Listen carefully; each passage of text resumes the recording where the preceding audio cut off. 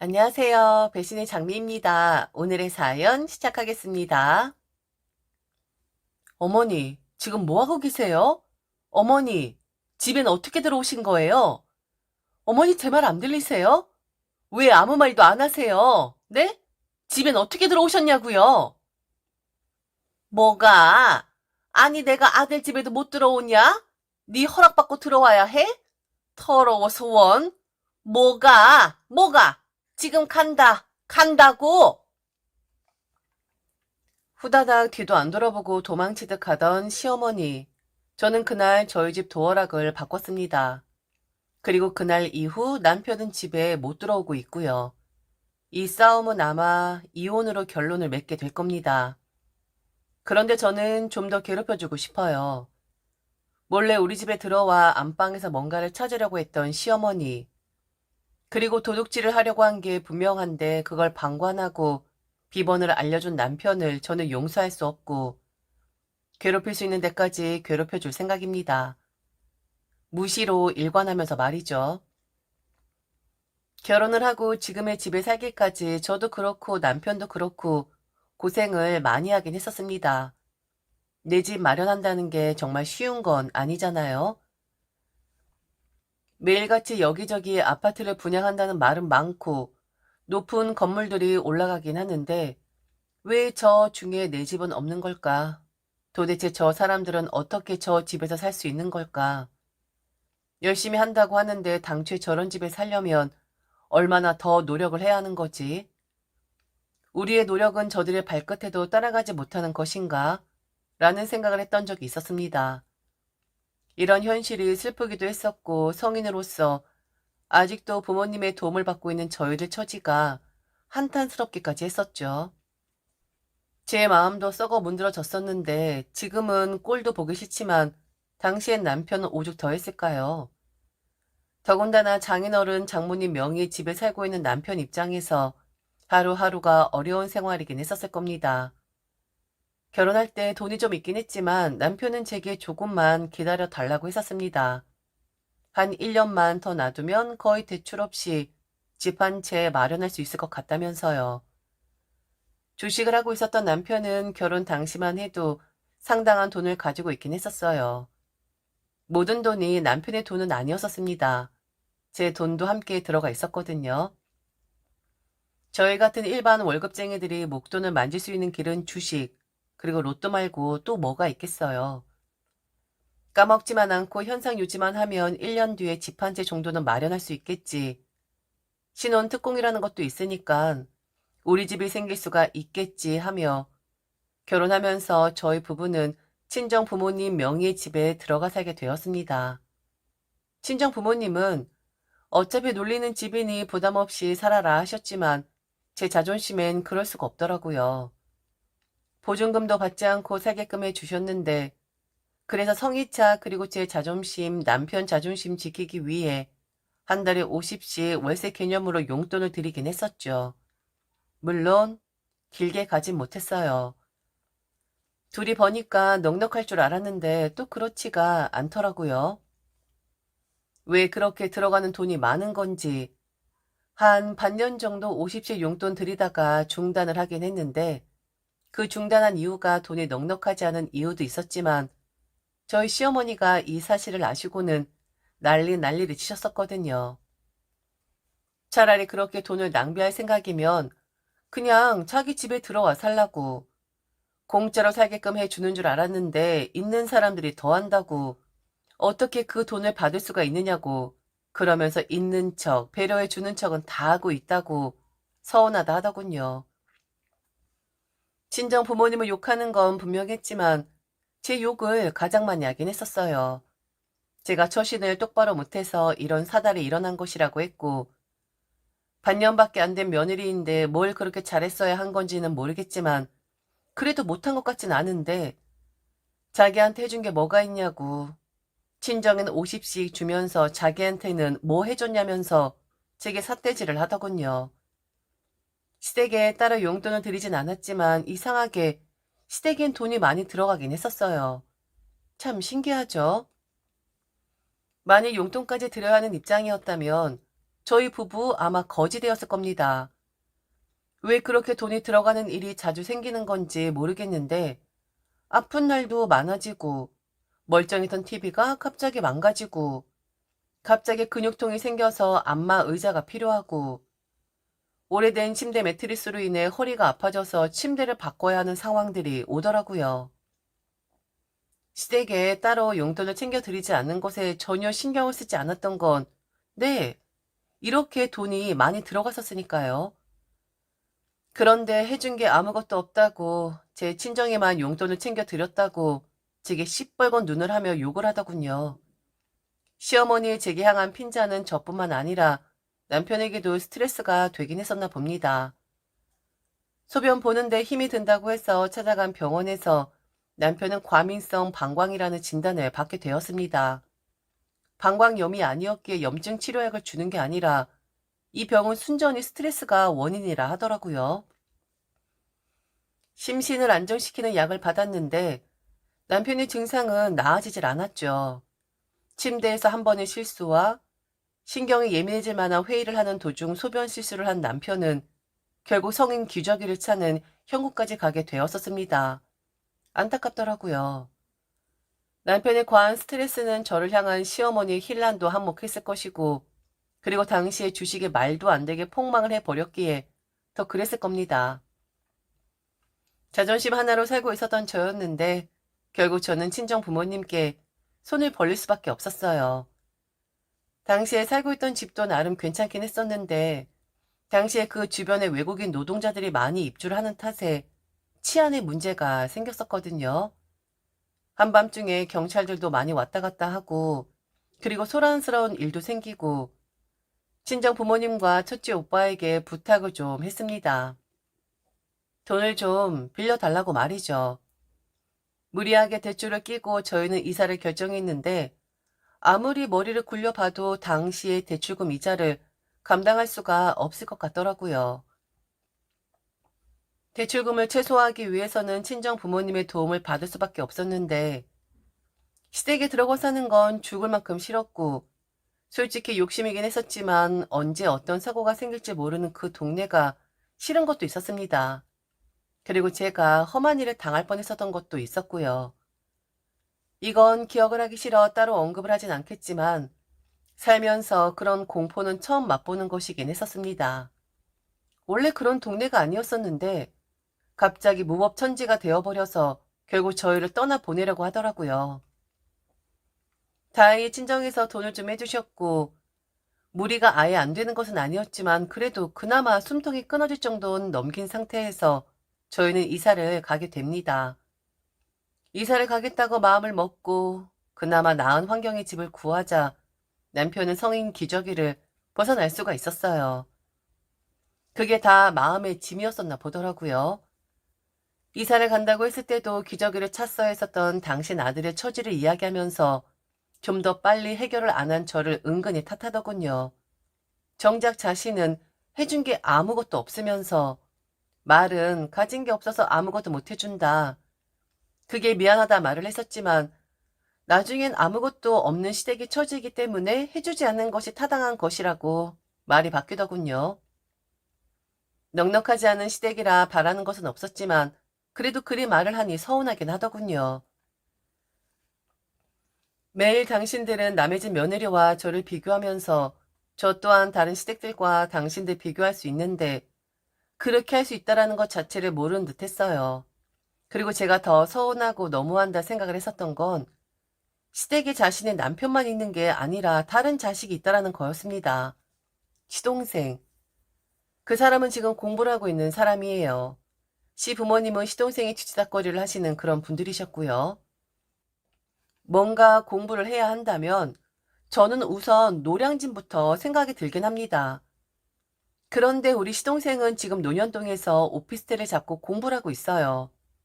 공부를 하고 있다라는 것만 알지 도대체 어떤 식으로 공부를 하고 있는지는 모릅니다. 시어머니가 일주일에 3번 정도 시동생의 오피스텔 가서 청소해주고 반찬 채워 넣어주고 하는데 다녀오면 소식 궁금해 물어보면 항상 이렇게 대답을 했었거든요. 공부는 잘 된다고 하나요? 얼굴색은 어때요? 많이 피곤해하죠. 잘 먹어야 공부도 잘 될 텐데. 살이 많이 빠졌다고 하던데 어머니가 보시기엔 어때요? 보긴 뭘 봐. 그냥 가면 컴컴한 곳에 퀴퀴한 냄새만 나지. 맨날 가면 입을 뒤집어 쓰고 일어나지도 않아. 아마 새벽까지 공부하느라 그랬겠지. 살이 빠지기는? 언제적 얘기를 하니? 지금은 배만 나오고 있는 것 같아. 매일 앉아서 공부만 하니까 배만 나오지. 운동을 해야 한다고 그렇게 일렀건만. 아휴, 공부하다가 한 세월 다 가는 것 같다. 그래도 포기 안 하고 하는 거 보면 용해. 지 자신도 아는 거지. 지 살 길은 공부밖에 없다라는 걸. 용해. 아주 용해. 시동생에겐 관대해도 너무 관대한 시부모님들, 그리고 시어머니, 그 반의 반만이라도 제게 아량을 베풀었다면 저 이렇게 독해지진 않았을 겁니다. 공부를 해서 좋은 일자리 얻으면 나중에 그 덕을 보려고 시동생에게 투자를 하시는 건 알겠지만 그래도 편향적이어도 너무 편향적이었거든요. 밑빠진 독인지 아닌지는 모르겠지만서도요. 그런데 밑빠진 독이 아니었다면 벌써 원하는 시험에 합격하고 시부모 그간 고생하셨던 거 다 갚아주고 있지 않을까 싶긴 하네요. 포기를 하고 원래 그런 사람들이라고 생각을 하고 살아갈 무렵 제게 공포를 안겨주었던 친정 부모님의 집을 제 명의로 돌려주시겠다는 말을 듣게 됩니다. 저희가 나오고 나서 사람을 받지 않았었는데 사람이 살지 않으니 더 신경 쓸 것이 많다라면서 저나 오빠 중에 한 사람이 가져가서 관리를 했으면 한다라는 뜻을 비주신 듯 하더라고요. 오빠는 자기보다 제가 사는 게 더 넉넉하지 않으니 제게 그 집을 양보했고 저는 받고 싶지 않았지만 후에 일이 어떻게 될지 모르기에 받았습니다. 재개발이라도 들어가서 싹 좀 정비가 되었으면 하는 바람도 있었고 그리고 그냥 받고 싶더라고요. 염치 없었지만서도요. 그런데 사람을 들일 용기는 생기지 않았고 그 즈음에 일이 좀 바쁜 것도 있어서 세입자 드리는 것을 차일피일 미루고 있긴 했었어요. 제가 그 집을 받고 나서 한 일은 아예 빈집으로 두기 뭐해서 주소지만 그쪽으로 옮겨놓은 것뿐이었습니다. 남편과 살던 집에서 저만 다시 예전에 그 집으로 주소 이전을 해 놓았거든요. 혹시 나중에 모를 일이니까요. 그런데 이런 게 있더군요. 제가 주소지를 그쪽으로 옮겨놓고 한 3개월이 지났을까요? 전화 한 통이 온 겁니다. 어디 어디 집에 거주하고 계신데 지금 살고 계신 거 맞냐고요? 알고 보니 여자 혼자 사는 것 같은데 전기세며 물세며 가스세며 기본밖에 나오질 않으니까 혹시 이 사람이 잘못된 게 아닌가 싶어서 전화를 한 듯 하더라고요. 그때 조금 놀라긴 했었어요. 우리나라 공무원들이 참 공사가 다망하다는 것을요. 대충 둘러댔습니다. 살긴 하는데 집에 거의 들어가질 않는다. 그래서 기본 요금만 나오는 것이다. 잘 살고 있으니 안심하셔라. 라고 말을 했었죠. 이후 그런 전화는 다시 오지 않았고 바쁜 일상을 살고 있었는데 저는 깜짝 놀랐습니다. 귀신이 고칼 노르시긴 했는데 왜 그간 제 눈에 안 띈 건지 그건 저도 모르겠습니다. 추측컨대 남편이 제 핸드폰을 건드린 게 아닌가 싶어요. 제가 문자를 잘 확인 안 하는 사람인데 워낙에 스팸 문자가 많이 오니까요. 그리고 사실 중요한 일은 거의 카톡으로 통하지 문자로 하진 않잖아요. 요새 난방비, 냉방비 폭탄 많이들 경험하셨죠? 아니 아무도 살고 있지 않은 집인데 글쎄 그 무법지대의 공과금이 15만 원이나 나온 겁니다. 다달이 오는 문자였기에 다른 달 문자들도 있어야 하는데 이미 삭제가 되었고 제가 확인한 그날 전달 공과금이 문자로 떡하니 와 있는데 뭔가 잘못되었다 싶었어요. 가고 싶지 않은 곳이었기에 초반 말고는 거의 걸음하지 않았던 곳이었는데 저는 혹시나 하고 그 집으로 달려갔죠. 내가 무언가를 켜놓았나? 아니면 누가 들어와 있나? 뭐 가스가 샜나? 말도 안 되는 추측을 하면서 그 집에를 갔는데 저는 그 집 입구에서 우선 한번 놀랄 수밖에 없었습니다. 도어락이 바뀌어 있더라고요. 제가 알고 있던 빨간 도어락이 아니라 검은 도어락으로 바뀌어 있었고 현관문 앞에는 우산꽂이가 놓여져 있는 겁니다. 제가 알고 있는 도어락 비번을 눌렀는데 당연하게 맞질 않았고 초인종을 눌러도 아무 대답이 없길래 저는 바로 남편에게 전화를 걸었어요. 지금 그 집에 와 있는데 여기 도어락이 바뀌었다. 그리고 이 집에 누가 살고 있는 것 같다. 확인을 안 한 내가 잘못이지만 공과금이 15만 원이나 나왔다. 혹시 뭐냐? 알고 있는 거 뭐 있느냐 했더니 전화상으로도 우물쭈물하는 게 느껴지더라고요. 결론부터 말씀드리자면 그 집엔 시부모가 살고 있었습니다. 시부모의 집 전세가 끝이 나서 그냥 그 집으로 들어왔대요. 도어락이 하도 오래되어서 그거 교체했고 빈집이니까 그렇게 살아도 된다라고 생각을 했다 합니다.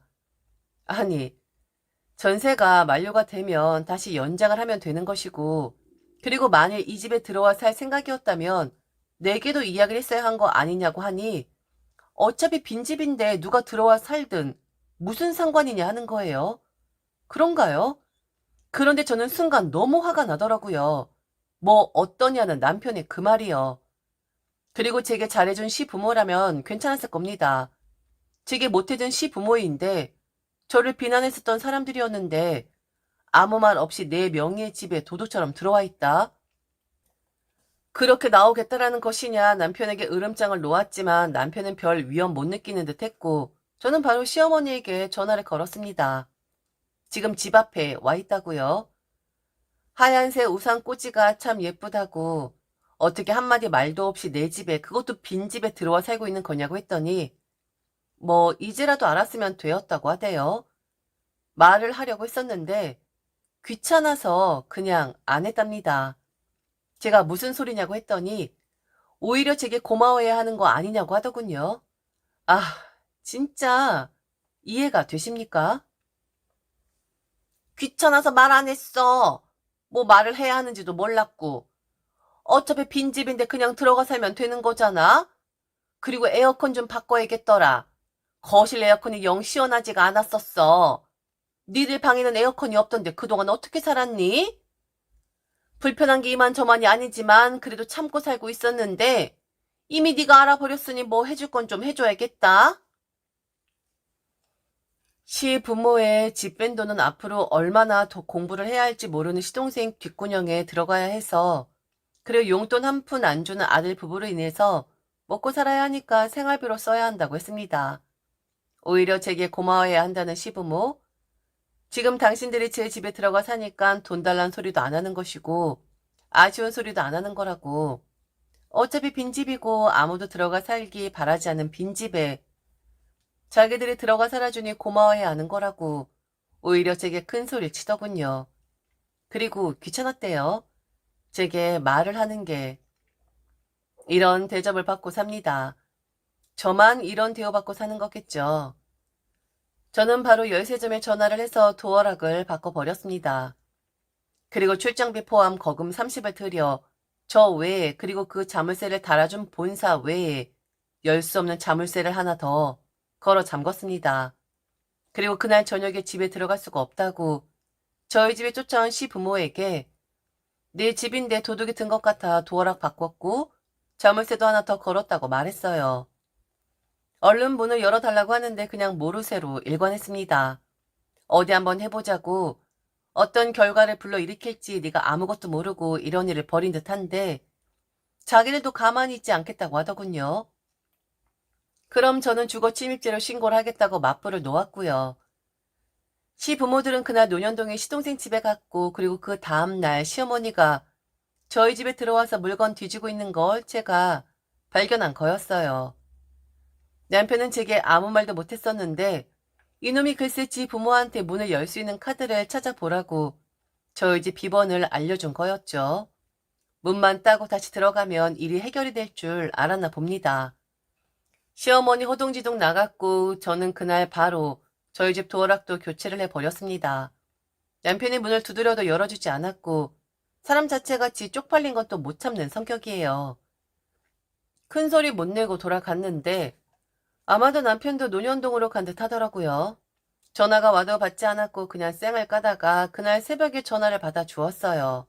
미안하다고 하는데 이제 와서 진작에 미안하다 말을 했어야 했고 시부모도 큰 소리 내지 않고 사정 설명을 하고 제게 양해를 구했어야죠.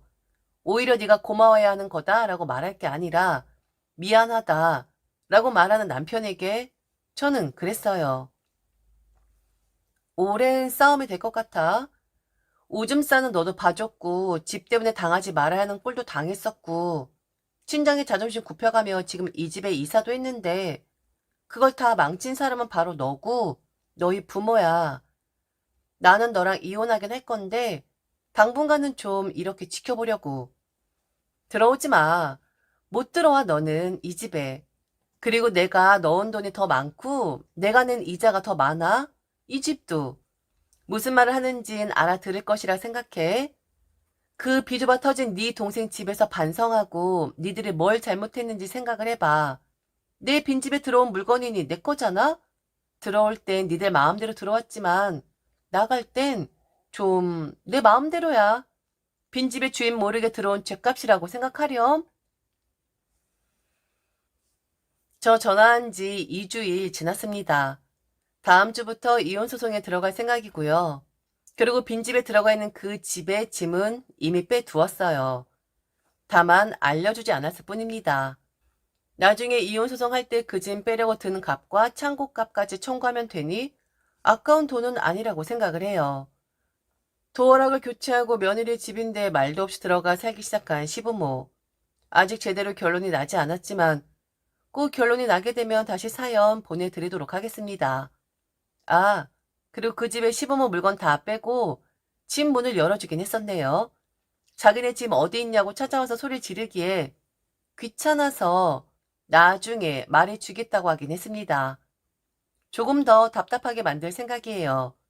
어차피 남들 사람들이고 원수된 것이나 다름없는데 아량 베풀 필요는 더 이상 없는 거니까요. 빨리 해결하고 마음 추스리고 꼭 다시 사연 보내겠습니다. 들어주셔서 감사합니다, 여러분. 지금까지 들어주셔서 진심으로 감사합니다. 이상 배신의 장미였습니다.